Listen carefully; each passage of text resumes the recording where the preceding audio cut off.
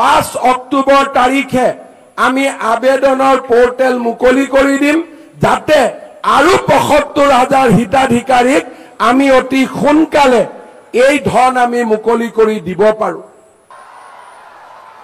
আজি আমি 30 অক্টোবৰত কথা কৈ আছো আৰু 10 নৱেম্বৰত ৰাতিপুৱা 12 বজাৰ আগতে আপোনালোকৰ বেংকৰ একাউণ্টত 25,000 টকাকৈ আৰু জমা হ'ব। আজি 25,000 ল'ৰা ছোৱালীক আমি মাতিছো। আন বহুত ল'ৰা ছোৱালীয়ে অপেক্ষা কৰিছে যে আৰু বাকি ৭৫,000 ল'ৰা ছোৱালীয়ে কেতিয়া এই আঁচনি পাব।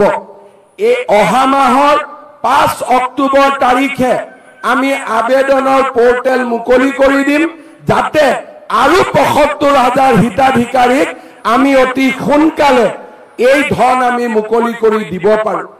শ্ৰদ্ধাৰ যুৱক যুৱতী বন্ধু বান্ধৱীসকল, আমাৰ লক্ষ্য 2 লাখ ল'ৰা ছোৱালীক আমি সৃষ্টি কৰা।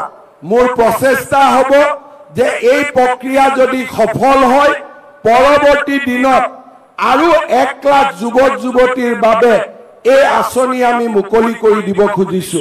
অৰ্থাৎ সৰ্বমুঠ 2 লাখ ল'ৰা ছোৱালীক আমি এই আঁচনিৰ জৰিয়তে আমি আত্মনিৰ্ভৰ অসমৰ ফালে লৈ যোৱাৰ বাবে আমি চেষ্টা কৰিম। শ্ৰদ্ধাৰ যুৱক যুৱতী বন্ধু বান্ধৱীসকল, এই আঁচনিখন নিৰ্মাণ কৰোঁতে আৰু এই আঁচনিখন পৰিচালনা কৰোঁতে উদ্যোগ মন্ত্ৰী বিমল বৰা ডাঙৰীয়া, মুখ্য সচিব ৰবি কোটা ডাঙৰীয়া আৰু আমাৰ জিলাৰ গোটেই অফিচাৰসকলে যোৱা 2 মাহত অভূতপূৰ্ব কষ্ট আৰু ত্যাগ স্বীকাৰ কৰি এই আঁচনিখন আজিৰ পৰ্যায়লৈ লৈ আহিছে। মই বিশ্বাস কৰোঁ যে অসম চৰকাৰৰ বিষয়া কৰ্মচাৰীসকলে আজি এক নতুন কৰ্ম সংস্কৃতিৰ ফালে গতি কৰিছে আৰু এনেকুৱা ধৰণৰ সফলতাই আমাক বিশ্বাস প্ৰদান কৰে যে আমি নিশ্চিতভাৱে এখন নতুন অসমৰ বাবে গতি কৰিছো।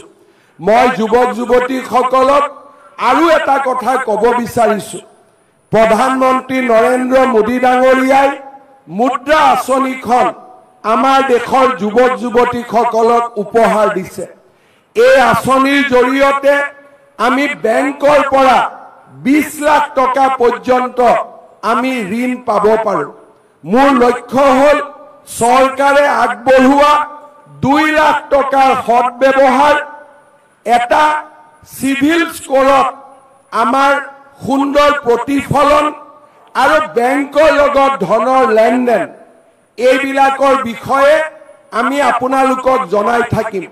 আমাৰ উদ্দেশ্য হ'ল যে আজি যিসকলে 2 লাখ টকা পাবলৈ সক্ষম হ'ব তেওঁলোকৰ যাত্ৰা 2 লাখ টকাত শেষ হৈ যাব নালাগে। তেওঁলোকে যাতে পৰৱৰ্তী দিনত প্ৰধানমন্ত্ৰী মুদ্ৰা আঁচনিৰ জৰিয়তে বেংকৰ পৰা 20 লাখ টকালৈকে লোন ল'ব পাৰে। আমাৰ লক্ষ্য হ'ল আপোনালোকক প্ৰধানমন্ত্ৰী মুদ্ৰা আঁচনিলৈ আপোনালোকক প্ৰস্তুত কৰা। মই প্ৰধানমন্ত্ৰী ডাঙৰীয়াৰ লগত এই আঁচনিখনৰ বিষয়ে আলোচনা কৰিছিলো আৰু তেওঁ মোক কৈছে যে যিবিলাক ল'ৰা ছোৱালীয়ে 2 লাখ টকা ভাল কৰি ব্যৱহাৰ কৰিব, প্ৰধানমন্ত্ৰী ডাঙৰীয়াক মই কওঁতে তেওঁ মোক কৈছে যে লাগিলে অসমত প্ৰধানমন্ত্ৰী মুদ্ৰা যোজনাৰ যি লক্ষ্য সেই লক্ষ্য মই বঢ়াই দিম যাতে প্ৰতিগৰাকী সফল যুৱক যুৱতীয়ে মুদ্ৰা লোনৰ ভৱিষ্যতৰ দিনত অধিকাৰী হ'ব পাৰে। মই বিশ্বাস কৰোঁ আজি যদি এই 1 লাখ ল'ৰা ছোৱালী আজিৰ 25,000 পৰৱৰ্তী দিনৰ ৭৫,000 আৰু তাৰ পিছত 1 লাখ, এই 2 লাখ ল'ৰা ছোৱালীক যদি আমি প্ৰধানমন্ত্ৰীৰ মুদ্ৰা আঁচনিলৈকে লৈ যাব পাৰো তেতিয়া আমাৰ অসমৰ সামগ্ৰিক যিটো পৰিৱেশ সেই গোটেই পৰিৱেশটো সলনি হৈ যাব। আগত অসমৰ মানুহৰ বিশ্বাস আছিল যে বেংকে আমাক লোন নিদিয়ে, কিন্তু আজি লাহে লাহে সেই পৰিৱেশবিলাক সলনি হৈছে। চলিত বৰ্ষৰ 31 মাৰ্চলৈকে অসমৰ ক্ষুদ্ৰ আৰু মজলীয়া উদ্যোগলৈকে বেংকে 29,000 কোটি টকাৰ লোন আগবঢ়াইছে, যি আগত কেতিয়াও অসম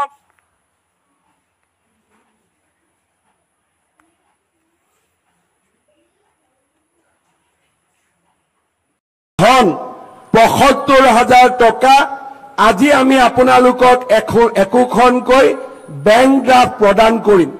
আপোনালোকে এই বেংক ড্ৰাফ্টখন লৈ গৈ নিজৰ বেংক একাউণ্টত জমা দিলে আপোনালোকৰ বেংক একাউণ্টত ৭৫,000 টকা জমা হ'ব। দ্বিতীয়তে, এই মাহৰ ভিতৰতে আপোনালোকক আমি 3 দিনকৈ আমাৰ জিলাসমূহত প্ৰশিক্ষণ কৰোৱাম। ইতিমধ্যে কিছু যুৱকৰ প্ৰশিক্ষণ সম্পূৰ্ণ হৈছে আৰু কিছু যুৱকৰ প্ৰশিক্ষণ বাকি আছে। মই আপোনালোকক প্ৰতিশ্ৰুতি দিছো যে আপোনালোকৰ বেংক একাউণ্টত অহা 10 নৱেম্বৰত আমি আৰু 25,000 টকা সোমোৱাই দিম। আপোনালোকক প্ৰধানমন্ত্ৰী মুদ্ৰা আঁচনিলৈ আপোনালোকক প্ৰস্তুত কৰা।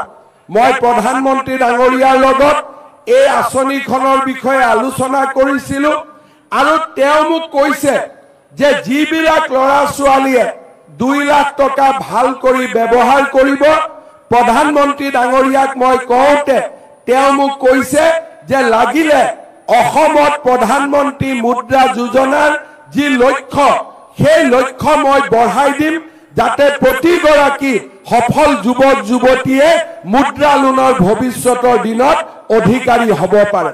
মই বিশ্বাস কৰোঁ আজি যদি এই 1 লাখ ল'ৰা ছোৱালীক আজিৰ 25,000 পৰৱৰ্তী দিনৰ ৭৫,000 আৰু তাৰ পিছত 1 লাখ, এই 2 লাখ ল'ৰা ছোৱালীক যদি আমি প্ৰধানমন্ত্ৰীৰ মুদ্ৰা আঁচনিলৈকে লৈ যাব পাৰোঁ, তেতিয়া আমাৰ অসমৰ সামগ্ৰিক যিটো পৰিৱেশ, সেই গোটেই পৰিৱেশটো সলনি হৈ যাব।